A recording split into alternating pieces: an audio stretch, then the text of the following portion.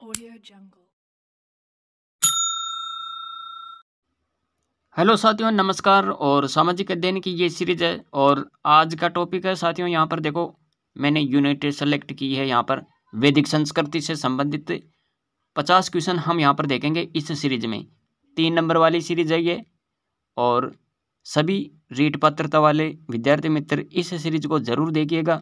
इससे आपकी तैयारी बेहतर होगी क्योंकि मैंने यहाँ पर टॉपिक वाइज अभ्यास प्रश्न सेलेक्ट किए हैं। अति महत्वपूर्ण क्वेश्चन होंगे इसमें। जो भी रीट पात्रता लेवल 2 की तैयारी कर रहे हैं सामाजिक अध्ययन से संबंधित, तो वो इस सीरीज को जरूर देखिएगा।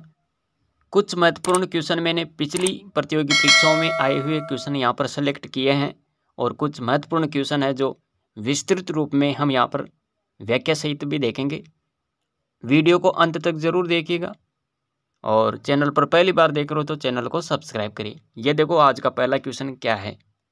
कौन सा वेद सबसे प्राचीन है? पुराना वेद कौन सा है? ऋग्वेद। थोड़ी सी जानकारी इसके बारे में यहाँ पर हम देख लेते हैं। ऋग्वेद के बारे में प्राचीन और सबसे बड़ा ग्रंथ माना जाता है ये। इसमें सूक्त की बात करें तो कितने हैं? 1028 सूक्त इसमें शामिल है। सकल शाखा में 1017 और 8वें मंडल में 11 बालखिल्य सूक्त है। ऋग्वेद में अगर बात करें साथियों मंडलों की, ये कितने मंडलों में विभाजित है? तो 10 मंडल याद रखना यहाँ पर, और ये सबसे बड़ा मंडल है 10वां मंडल। यहाँ पर देखो दूसरा क्वेश्चन क्या है। क्वेश्चन है साथियों, चारों आश्रम का उल्लेख सर्वप्रथम किस उपनिषद में हुआ है? चारों आश्रम का उल्लेख सबसे पहले किस उपनिषद में हुआ? तो यहाँ पर जाबालोपनिषद आप याद रखेंगे। जाबालोपनिषद, इसमें चारों आश्रम का उल्लेख मिलता है। तीसरा क्वेश्चन, वैदिक साहित्य में सभा और समिति, वैदिक साहित्य में सभा और समिति के अलावा विदत नामक जो संस्था है उसका उल्लेख किसमें आता है? सर्वप्रथम किस वेद में विदत का उल्लेख आता है? तो ये आप याद रखेंगे, वह ये वेद हो जाएगा यहाँ पर ऋग्वेद। ऋग्वेद में विदत का उल्लेख मिलता है। चौथा क्वेश्चन है, एशिया माइनर के बोगजकोई अभिलेख में किन वैदिक देवताओं का उल्लेख है? तो देवताओं का उल्लेख क्या है इसमें? तो यहाँ पर आप याद रखेंगे, बोगजकोई अभिलेख में वैदिक देवताओं का उल्लेख मिलता है। एक तो है इंद्र, दूसरा है मित्र और तीसरा वरुण है और चौथा है नासते। पांचवा क्वेश्चन है, किस वेद में पुरुष सूक्त का उल्लेख मिलता है?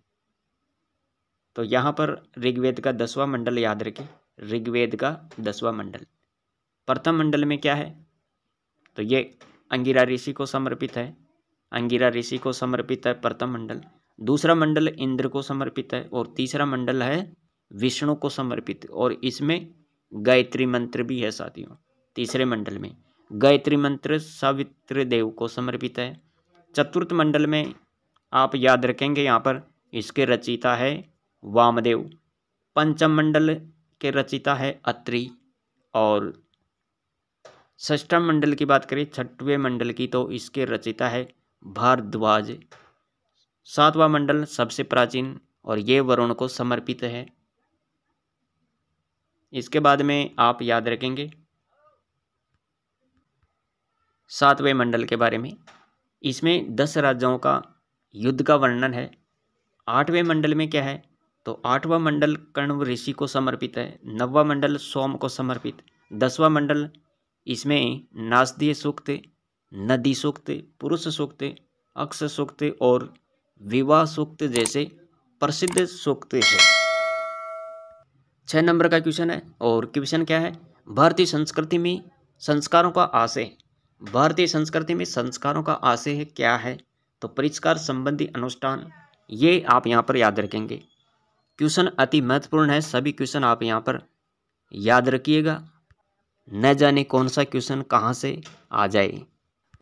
7वां क्वेश्चन है, किस उपनिषद में याज्ञवल्क्य के मैत्रेयी संवाद मिलता है? तो यहाँ पर बृहदारण्यक आप याद रखेंगे। 8वां क्वेश्चन देखो, क्वेश्चन, जन्म से पूर्व किया जाने वाला अनुष्ठान कौन सा है? जन्म से पूर्व किया जाने वाला अनुष्ठान सीमंतोन्नयन, याद रखें सीमंतोन्नयन। उत्तर वैदिक काल में आर्य संस्कृति का केंद्रीय स्थल क्या था? गंगा यमुना दो आब। क्या था? गंगा यमुना दो आब। गीता है महाभारत का एक भाग है ये। कठ उपनिषद किस एक वेद से संबंधित है? कठ उपनिषद यजुर्वेद। सरस्वती नदी का प्राचीन नाम? द्वस्वती नदी। यह सबसे पवित्र नदी मानी जाती है और इस नदी को नदीतमा या देवीतमा भी कहते हैं। ऋग्वेद की मूल रचना प्राकृत भाषा में है, ये आप यहाँ पर देखेंगे। 13 नंबर का क्वेश्चन है, ऋग्वेद के किस सूक्त में भारतीय नाटक के आरंभिक सूत्र पाए जाते हैं? ऋग्वेद के किस सूक्त में भारतीय नाटक के आरंभिक सूत्र पाए जाते हैं? तो वो है संवाद सूक्त। संवाद सूक्त याद रखेंगे यहाँ पर। 14 नंबर का क्वेश्चन है, किस मूल पाठ में भारतीय गणितीय लेखन से संबंधित प्राचीन साक्ष्य निहित है? सुलभ सूत्र। क्या याद रखेंगे यहाँ पर? सुलभ सूत्र आपको याद रखना है। 15वां क्वेश्चन है, किस महिला द्वारा वैदिक मंत्रों की रचना की गई? किस महिला के द्वारा वैदिक मंत्रों की रचना की गई? अपाला। 16 नंबर का क्वेश्चन है, प्राचीन काल में विवाह के किस स्वरूप में वर द्वारा वधु के संरक्षण को एक गाय तथा एक बैल प्रदान करना पड़ता था? प्राचीन काल में विवाह के किस स्वरूप में वर द्वारा वधु के संरक्षक को एक गाय तथा एक बैल प्रदान करना पड़ता था? आर्ष यह विवाह का प्रकार है। कौन सा शब्द ऋग्वेद में युद्ध के लिए प्रयुक्त होता है? तो ऋग्वेद में युद्ध के लिए जो शब्द आया है वो है गविष्टि। और 18 नंबर का क्वेश्चन है, किसमें समाज की चतुर्थ वर्णीय व्यवस्था का स्पष्ट उल्लेख मिलता है? ऋग्वेद का पुरुष सूक्त। किस उपनिषद में इतिहास पुराण को पंचम वेद कहा गया है? पंचम वेद। तो वृहदारण्यक उपनिषद याद रखेंगे। वृहदारण्यक उपनिषद ये आप यहाँ पर याद रखेंगे। इसको क्या कहते हैं? पंचम वेद। 20 नंबर का क्वेश्चन है और क्वेश्चन क्या है यहाँ पर? क्वेश्चन देखो, सुन सेप आख्या जिसमें एक पिता अपने पुत्र को बेचते हुए वर्णित है, ये प्राप्त होता है ऐतरेय ब्राह्मण से। ऋग्वेदिक काल में निष्क किसकी इकाई थी? मूल्य की। किन पुराणों को उनके रचनाकारों ने पुरातन इतिहास कहा है? तो वह कौन सा पुराण है? मत्स्य एवं वायु पुराण। मत्स्य पुराण और वायु पुराण ये आप याद रखेंगे यहाँ पर। 23 नंबर का क्वेश्चन देखो। क्वेश्चन है, व्यास नदी का प्राचीन नाम था? व्यास नदी का प्राचीन नाम क्या था? विपाशा। विपाशा किसका नाम था? व्यास नदी का ये प्राचीन नाम है। व्यास नदी का प्राचीन नाम विपाशा है। और सिंध नदी का प्राचीन नाम की बात करें तो ये सिंधु। झेलम नदी का वितस्ता, ये झेलम नदी का प्राचीन नाम है वितस्ता। चिनाब नदी का प्राचीन नाम क्या है? अस्किनी। रावी का है पर्युषणी। और सतलज का क्या नाम है फिर? तो सतलज का जो प्राचीन नाम है वो है सतुद्री। क्वेश्चन है 24 नंबर, कौन सा वैदिक देवता वर्तृहंता के रूप में ज्ञात है? इंद्र। इंद्र देवता को वर्षा, आंधी, बिजली, तूफान का देवता भी माना जाता है। उत्तर वैदिक काल में एक समुद्र से दूसरे समुद्र तक जिस शासक का राज्य विस्तृत हो उसे किस नाम से जाना जाता है? तो वह है एकराट। 26वां क्वेश्चन है, वेदों का संकलन करता कौन है? तो वेदों का संकलन किसने किया था? तो महर्षि कृष्णद्वैपायन वेदव्यास का नाम आप यहाँ पर याद रखेंगे। वेदों के संकलन करता कौन है? तो महर्षि कृष्णद्वैपायन वेदव्यास, ये इसका पूरा नाम है, आप याद रख लेना वेदव्यास। ऋग्वेद, सामवेद, यजुर्वेद को क्या कहते हैं? तो इन तीनों का एक नाम है वेदत्रयी। वेदत्रयी के नाम से ये तीनों वेद जाने जाते हैं। क्वेश्चन अति महत्वपूर्ण है। 28 नंबर का क्वेश्चन है, वैदिक साहित्य को कहा जाता है? वैदिक साहित्य को किस नाम से जाना जाता है? तो देखो यहाँ पर आपको याद रखना है अपौरुषेय व नित्य। वैदिक साहित्य को कहा जाता है अपौरुषेय व नित्य। ऋग्वेद के 90वें मंडल में किस देवता का वर्णन है? तो ऋग्वेद का 9वां मंडल और इसमें सोम देवता का वर्णन मिलता है।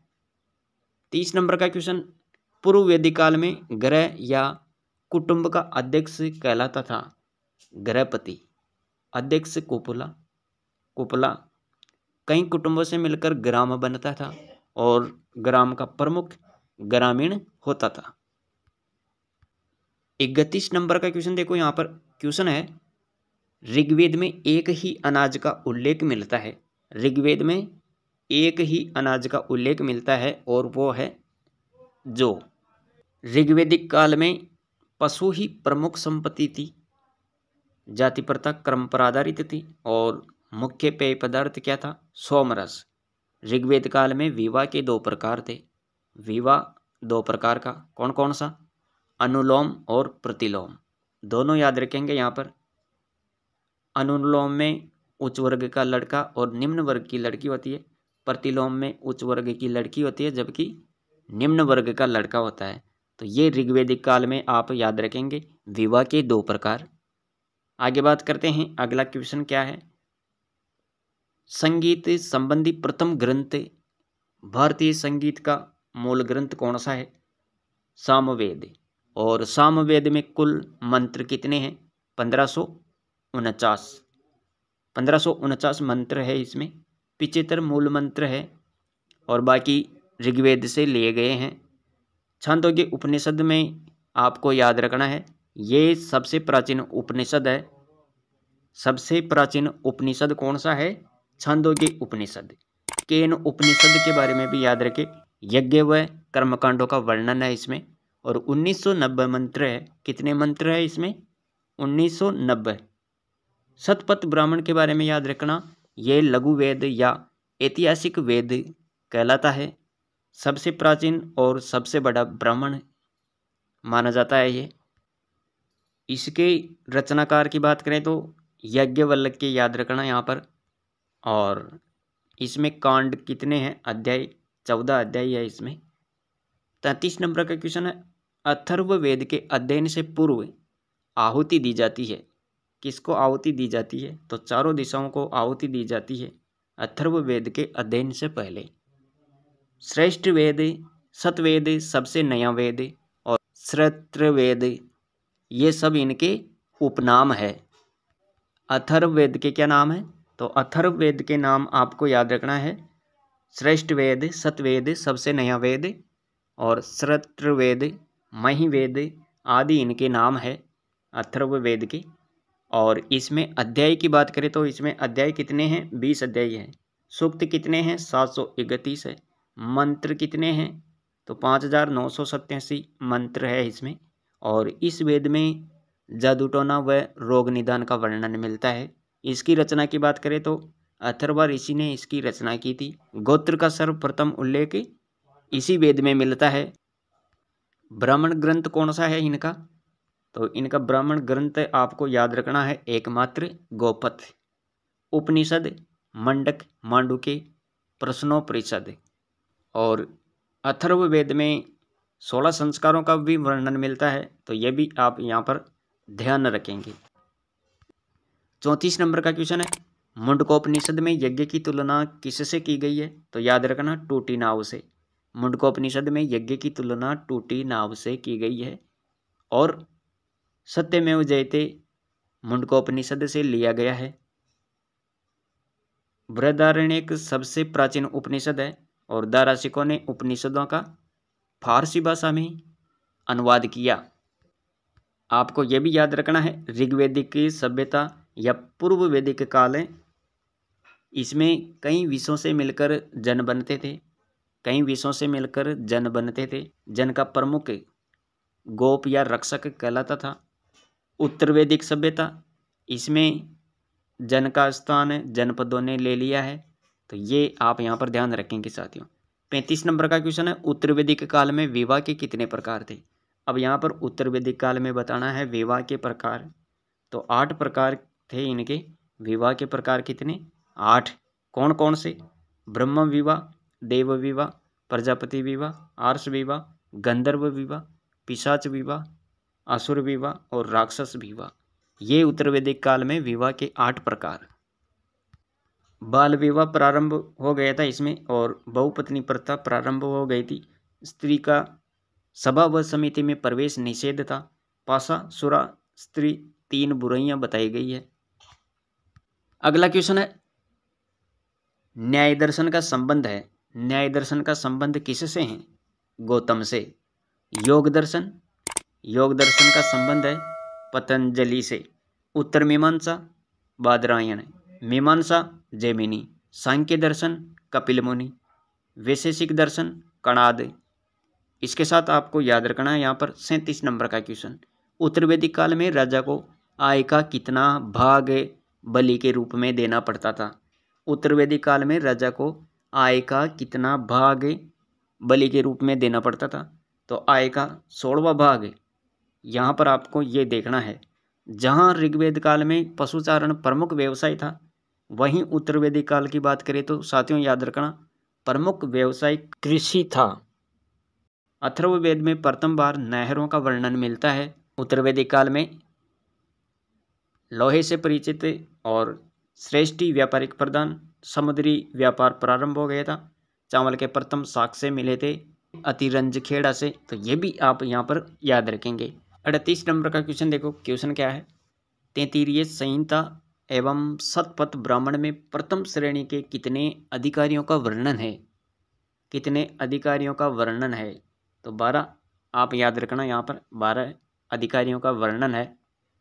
तैत्तिरीय उपनिषद सत्य बोलो अतिथि देवो भव, ये लाइन आप याद रखेंगे इसमें।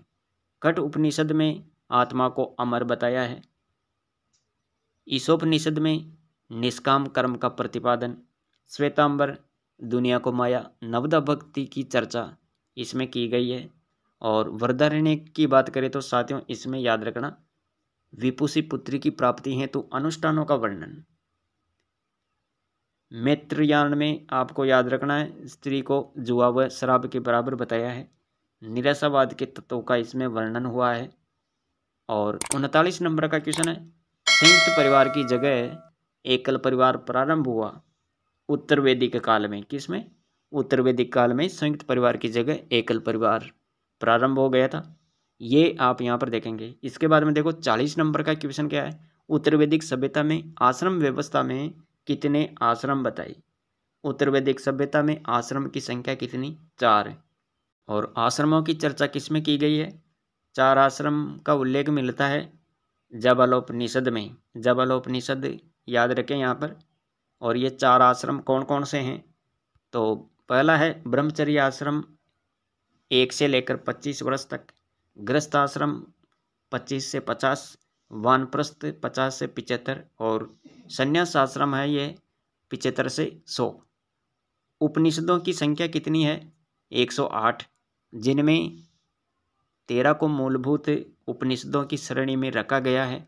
ये अति महत्वपूर्ण लाइन है साथियों, ये आप जरूर याद रखें। यहाँ पर उपनिषदों की संख्या के बारे में पूछे तो 108, और मूलभूत उपनिषदों की श्रेणी आपको याद रखनी है। यहाँ पर 13 को मूलभूत उपनिषदों की श्रेणी में रखा गया है।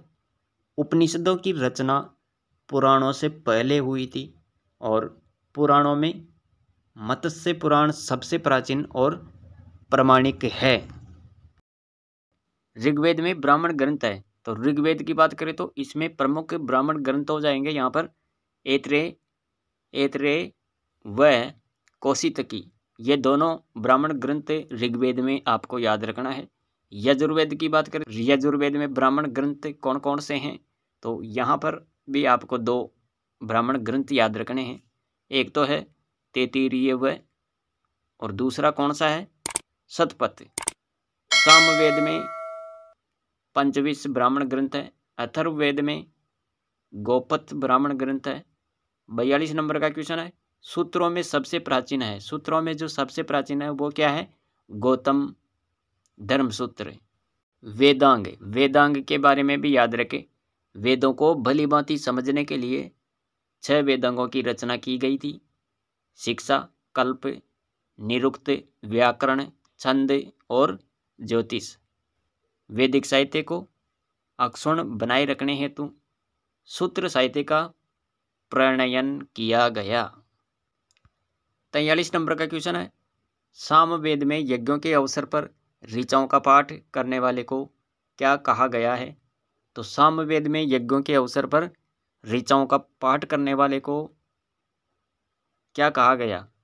तो उद्धात्री याद रखें, यहाँ पर उद्धात्री, सामवेद की ऋचाएं पढ़ने वाला क्या कहलाता है? उद्धात्री। होत्र क्या कहलाता है? फिर ऋग्वेद में ऋचाओं को पढ़ने वाला ऋषि होत्र कहलाता है, जबकि सामवेद की ऋचाएं पढ़ने वाला उद्धात्री कहलाता है।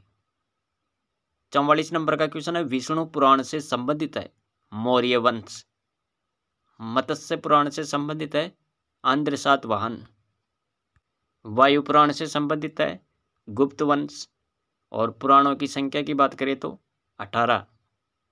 शतपथ ब्राह्मण ग्रंथ किन राजाओं का उल्लेख मिलता है? शतपथ ब्राह्मण ग्रंथ में किन राजाओं का उल्लेख मिलता है? तो यहाँ पर आप याद रखेंगे गंधार, शल्य, केकय, कुरु, पंचाल, कौशल, विदेह आदि राजाओं का उल्लेख मिलता है। 46 नंबर का क्वेश्चन है, प्राचीन इतिहास के साधन के रूप में वैदिक साहित्य में ऋग्वेद के बाद स्थान किसका आता है? शतपथ ब्राह्मण का। ऋग्वेद के 8वें मंडल में हस्तलिखित ऋचाओं को क्या कहा गया है? तो वो खिल आप याद रखेंगे। ऋग्वेद के 8वें मंडल में हस्तलिखित ऋचाओं को खिल्ले कहा गया है, खिल या खिल्ले। 48 नंबर का क्वेश्चन है, 48 नंबर का क्वेश्चन है, ऋग्वेद का सबसे बड़ा मंडल कौन सा है? 10वां मंडल। भारतीय इतिहास को अध्ययन की दृष्टि से कितने भागों में बांटा गया? भारतीय इतिहास को अध्ययन की दृष्टि से 3 भागों में बांटा गया है, प्राचीन भारत, मध्यकालीन भारत और आधुनिक भारत। और आज की सीरीज का हम यहाँ पर लास्ट क्वेश्चन देखते हैं, यजुर्वेद के पाठकर्ता को क्या कहा जाता है? यजुर्वेद के पाठकर्ता को क्या कहते हैं? तो यहाँ पर ये नाम आपको याद रखना है, अध्वर्यु। क्या कहते हैं? अध्वर्यु कहते हैं। तो साथियों, ये थी आज की सीरीज जिसमें हमने वैदिक संस्कृति से संबंधित कुल 50 क्वेश्चन यहाँ पर देखे हैं। सभी क्वेश्चन अति महत्वपूर्ण है, तो आप ये सीरीज को अच्छे तरीके से, अगर एक बार सही से नहीं समझा है तो एक बार फिर आपको वीडियो को देख लीजिएगा। और ये सीरीज चल रही है 3 नंबर वाली। सीरीज कौन सी है? ये सीरीज 3 नंबर वाली है। तो मिलेंगे अगली सीरीज में, आज के लिए इतना ही। Thanks for watching.